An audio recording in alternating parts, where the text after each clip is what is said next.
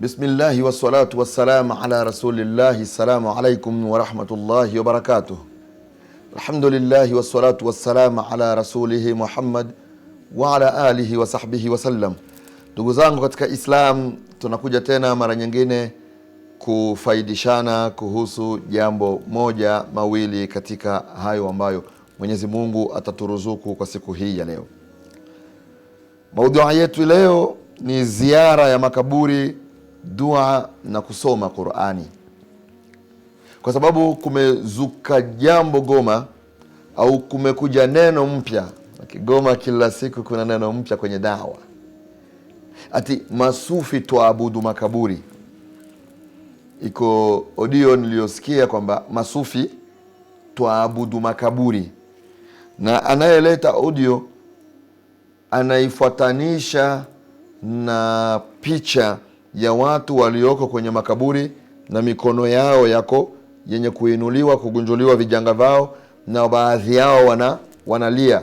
Kwa hiyo ikawa sababu yake kusema masufi tuabudu makaburi. Lakini hii ni dawa gani ya kuzuliana uongo? Yani wewe ukiwaona watu makaburini wanaomba dua na wengine wanalia, moja kwa moja kwako wewe unasema masufi waabudu makaburi? Subhanallah.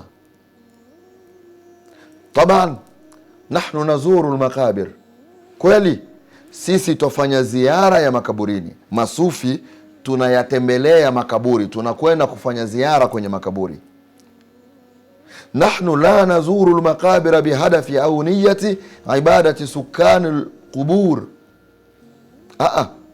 Hatufanye ziara ya makaburi, hatuendi kuzuru makaburi kwa malengo ama kwa makusudio ya kuwaabudu wanaolala ndani ya makaburi hayo.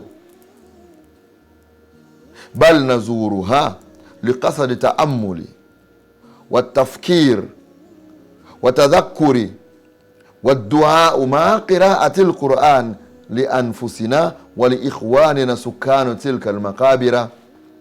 Bali sisi tunapokwenda kufanya ziara katika makaburi, twafanya ziara kwa kutaka kupata mazingatio na ukumbusho na kutafakari na kujiombea dua pamoja na kusoma Qur'ani kwa ajili yetu na kwa ajili ya ndugu zetu waliomo ndani ya makaburi. Hiyo ndiyo shabaha tulionayo tunapofanya ziara ya makaburi, si kuwaabudu waliomo mle ndani. Jamani, masufi ni Waislamu, na Muislamu hafai kuabudu kingine kinyume cha Mwenyezi Mungu Subhanahu wa Ta'ala. Akiabudu chochote atakuwa huyo si Muislamu, na mtu akiwa si Muislamu basi si sufi. Ama hii ziara labda ndo watu hawakufahamu, lakini ziara yenyewe ni sunna.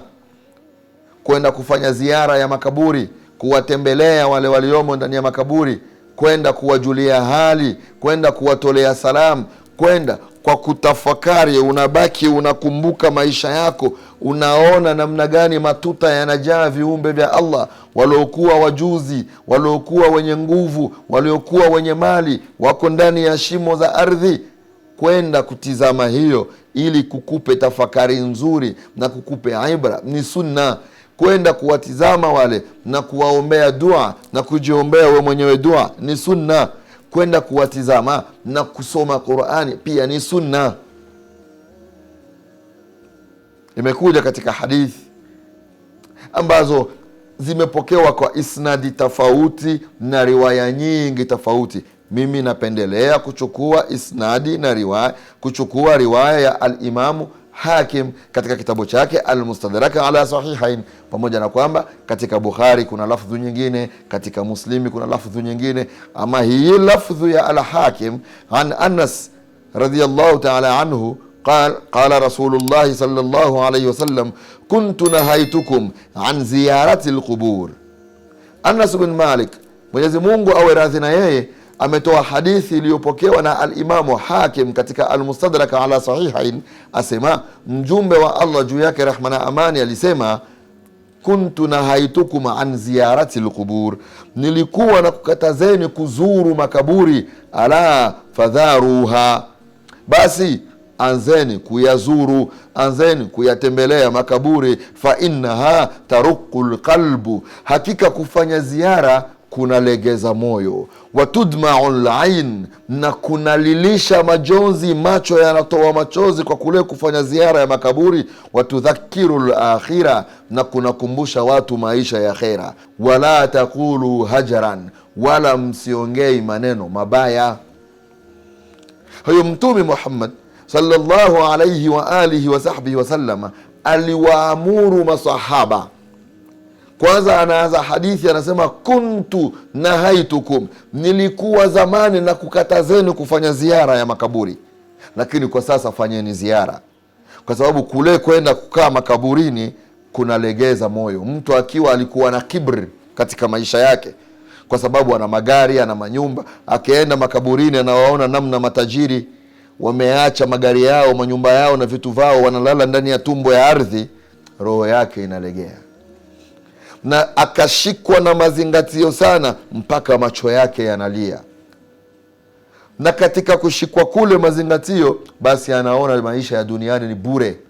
Wal akhiratu khairu wa abqa, bali maisha ya akhera ndiyo nzuri na ndiyo ya milele. Na Mtume akatukataza tunapofanya ziara zile tusiwe wenye kuongea maneno mabaya. Al-Imamu al-Allama Faisal bin Abdul Aziz al-Mubarak al-Hanbali anaongea kuhusu hadithi hii katika kitabu chake kinachoitwa Tatriz Riyadhus Salihin, ambacho ni sharhu ya kutufu min Riyadhus Salihin ya al-Imamu Nawawi. Asema an-nahyu an ziyarati al-qubur kana fi awwal al-Islam, katazo la watu kufanya ziara ya makaburi, katazo ya kwamba watu wasiende kuzuru makaburi, ilikuwa mwanzo wa Uislamu. Liqarbi ahadihim biljahiliya wa kalimatiha alqabiha wa af'aliha allati kanu yuallifunaha inda alqubur. Sababu iliyomfanya Mtume mwanzo wa Uislamu, mwanzo wa risala yake, kuwakataza masahaba wasiwe wanafanya ziara ya makaburini, ni kwa sababu Waislamu wale walikuwa wangali bado na maisha yao ya kabla ya Uislamu. Na katika maisha yao ya kabla ya Uislamu walikuwa wanafanya ziara ya makaburi. Wanapokwenda kwenye makaburi, basi wanaenda kutambikia wafu na kuongea maneno mabaya na kufanya vitu vingi vya kimaajabu ajabu kwenye makaburi. Ndiyo Mtume akawakataza Waislamu wasiwe wanafanya ziara ya makaburini, ili wasifanane sawa na hao mushirikina.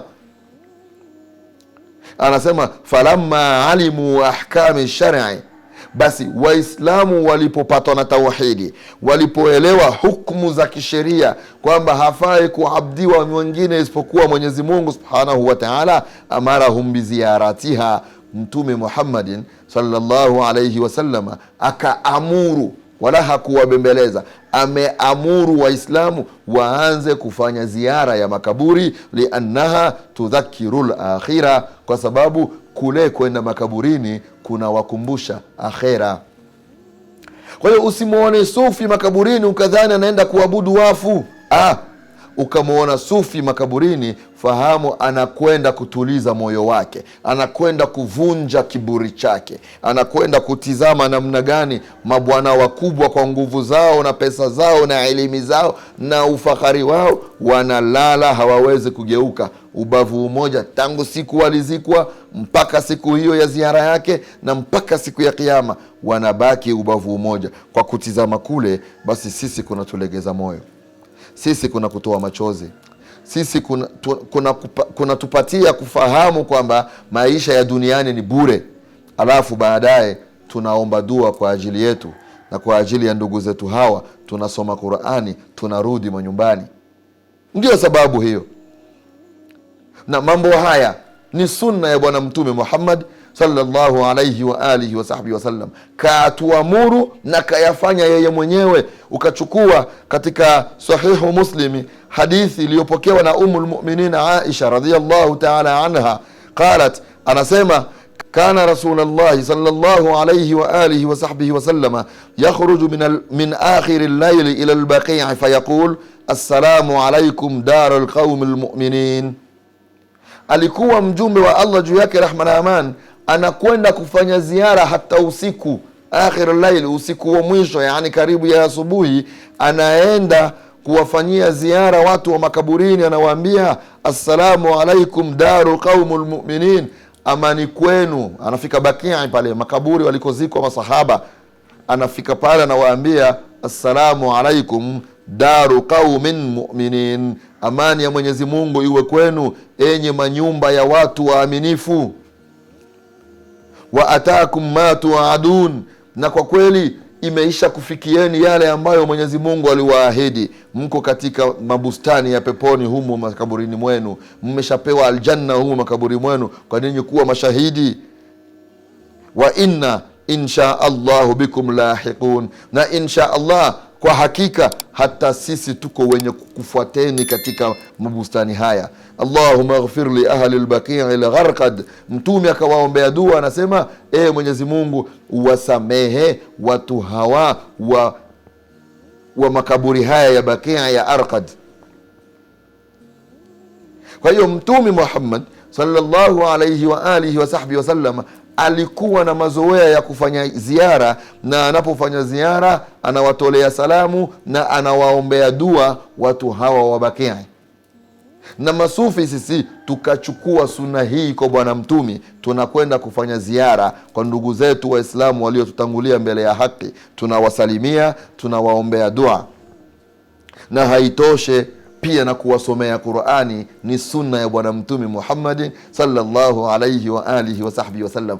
Asije mtu kukwambia Mtume hakuamuru kusoma Qur'ani makaburini, hapakuthibiti kusoma Qur'ani makaburini. Qur'ani imethibitika kutoka kwa bwana Mtume Muhammad sallallahu alayhi wa alihi wa sahbihi wasallam kusomwa makaburini. Jaa fi alhadith ذكره الإمام البيهقي عن أبي هريرة رضي الله تعالى عنه قال, imekuja katika hadithi iliyozungumziwa na al-Imamu al-Bayhaqi kutoka kwa sahaba mkubwa Abi Huraira radhiyallahu ta'ala anhu, anasema kana nabiyu sallallahu alayhi wasallam ya'ti shuhada, alikuwa Mtume Muhammad sallallahu alayhi wasallam anawaendea mashahidi, yani Baqi', anawaendea mashahidi, masahaba waliokufa katika vita, anaenda kuwafanyia ziara. Fayaqul, na anasema salamun alaikum bima sabartum fa ni'ma uqbad dar. Salamun alaikum bima sabartum fa ni'ma uqbad dar. Maneno ya bwana Mtume Muhammad, amani ya Mwenyezi Mungu iwe kwenu jamaa, kwa vile mlivyosubiri, kwa namna hiyo mliokuwa na subira. Hakika malipo ya wenyeji manyumba haya ya Mwenyezi Mungu, manyumba ya akhera, malipo yao ni mazuri. Mtume akiwaelezea maneno haya, salamun alaikum bima sabartum fa ni'ma uqbad dar, amesoma nini?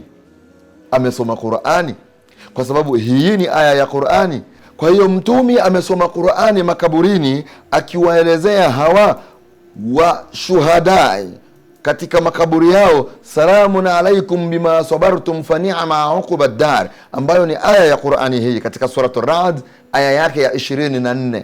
Hayo Mtume Muhammad sallallahu alayhi wa alihi wa sahbihi wasallam alienda makaburini na akawasomea aya ya Qur'ani. Na akiwa Mtume kasoma aya ya Qur'ani, utanikataza mimi kusoma aya ya Qur'ani 1, 2, 3, 4 au hata msahafu mzima? Hadithi inaendelea nasema, thumma kana Abu Bakar baada nabi sallallahu alayhi wasallam yafaluhu, ikawa katika khilafa ya Abu Bakar baada ya Mtume Muhammad, hata Abu Bakar radhiallahu anhu na yeye akawa anafanya hivi, anawaendea katika hawa makaburi yao, anawaendea hawa mashuhada katika makaburi yao, anawasalimia na anawasomea aya hii ya Qur'ani, salamun alaykum bima sabartum fa ni'ma uqbad dar. Wakana Umar baada Abu Bakar radhiyallahu ta'ala anhuma yafaluhu, na hata baada ya Abu Bakar, Umar radhiyallahu anhuma akawa na yeye anafanya hivyo hivyo, anawaendea kuwatembelea hawa shuhada na anawasomea aya hii ya Qur'ani. Wa kana Uthman baada Umar radhiyallahu anhuma yaf'aluhu, na hata Uthman ibn Affan radhiyallahu anhu baada ya Umar ibn al-Khattab radhiyallahu anhu alikuwa na yeye anakwenda kufanya ziara na anawasomea aya ya Qur'ani wale shuhadai. Kwa hiyo hili ni jambo ambalo halina shaka, ni sunna ambayo haina chokochoko yoyote. Muislamu kwenda kufanya ziara makaburini, apate mazingatio, apate ibra katika ziara yake, awaombee dua wale waliomo makaburini, awasomee, awatolee salamu wale waliomo makaburini, na awasomee aya ya Qur'an. Ni sunna ya Bwana Mtume Muhammadin sallallahu alayhi wasallama na masahaba wake, na sisi hatuache hiyo. Na haina shaka hadithi hii imetumiwa na mabwana wakubwa, ulamai tafsir na hadith, muhadithina na mufassirina wa Qur'ani wameirejelea sana hadithi hii kwa riwaya tofauti na kwa lafdhu ile ile. Ukachukua tafsiri ya Ibn Kathir huyo mwanafunzi wa Ibn Taymiyyah huyo, ambaye anachukuliwa na vijana wa madhehebu fulani, madhehebu ya kisalafi, ambayo ndiyo wa kwanza kutuita sisi mshirikina, kutuita sisi waabudu makaburi. Wanapotuona tunakwenda kwenye makaburi, hadithi inapatikana katika tafsiri ya Ibn Kathir kwenye aya hii. Al-Imamu Ibn Kathir anapotafsiri aya hii, salamun alaikum bima sabartum fa ni'ma uqbad dar, anasema waqad jaa fil hadithi anna Rasulullah sallallahu alayhi wasallam kana yazuru qubura shuhada fi ra'si kulli haul. Anasema imekuja katika hadithi kwamba mjumbe wa Allah juu yake rehma na amani alikizuru makaburi ya shuhadai katika mwanzo wa kila mwaka. Yani si kitu mtume amefanya kubahatisha, amekifanya miraran. Fi ra'si kulli hauli, katika mwanzo wa kila mwaka mtume alikuwa anakwenda anafanya ziara kwenye makaburi ya hawa mashuhada. Fayaqulu lahum, alafu anawaambia salamun alaikum bima sabartum fa ni'ma uqbad dar. Kwa hiyo aya hii ya Qur'ani kaisoma mtume kwenye makaburi ya mashahidi si mara moja, bali mwanzo wa kila hauli mtume alikiwarejelea na akiwasomea. Anasema Ibn Kathir, wakadha Abu Bakar wa Umar wa Uthman, na hivyo hivyo hata Abu Bakar amefanya hivyo na Umar amefanya hivyo na Uthman amefanya hivyo radhiyallahu ta'ala anhum. Wala si kwa Ibn Kathir tu, nenda kwa Tabari, katika tafsiri Tabari imekuja hadithi ambayo ameileta isnadi yake mpaka kwa Muhammad ibn Ibrahim, ambayo inasema hivyo hivyo kwamba mtume alikuwa anakwenda kuwatembelea wale mashuhadai katika makaburi yao, anawasomea aya hii salamun alaikum bima sabartum fa ni'ma uqbad dar. Ukachukua tafsiri ya al-Imam Qurtubi, naye pia amerejelea hadithi hii anapofasiri aya hii katika juzu ya 12 ukurasa wa 62. Al-Imam al-Qurtubi analeta hadithi hii qala Muhammad ibn Ibrahim kana an-nabiy sallallahu alayhi wasallam ya'ti qubur ash-shuhada'i ala ra'si kulli hawl fayaqul salamun alaykum bima sabartum fa ni'ma uqbad dar. Wakadhalika Abu Bakar wa Umar wa Uthman. Yani hadithi haina shaka kwamba mtume alikuwa anasoma Qur'ani makaburini pale anapofanya ziara. Kwa hiyo tufahamu kwamba kufanya ziara ni sunna, kuwaombea waliomo makaburini dua ni sunna, kuwasomea Qur'ani ni sunna, kujiombea wewe mwenyewe ni sunna, na kuenda kufanya ziara tu kwa nia ya kutafakari na kupata mazingatio na ibra na mawaidha pale makaburini ni sunna. Na hayo jumla yake kujumlisha pamoja ndiyo masufi twafanya makaburini, wala hatuendi kuyaabudu makaburi. Jameni, tuache hii da'wa ya kuzuliana uongo, hii da'wa ya kudhaniana mabaya tu. Yani ulimuona mtu makaburini moja kwa moja ukapita wewe unasema anaabudu kabri. Kwa nini asiende makaburini hata kupalia makaburi, kuyatengeneza makaburi? Kwa nini asiende makaburini kutafakari? Kwa nini asiendi kwa lingine? Lakini kwa sababu tumeingiza chuki katika da'wa, Ukimuona Muislamu anafanya jambo na yeye si madhahibu yako, basi moja kwa moja wewe unalidhania kwa ubaya na unaleta maneno mabaya. Ma lakum kaifa tahkumun, unamhukumu vipi mtumi huyo ambaye sasa yeye alikuwa mwanzo wa kila mwaka anakwenda Baqi, anawaongelesha mpaka anawasomea na aya ya Qur'ani.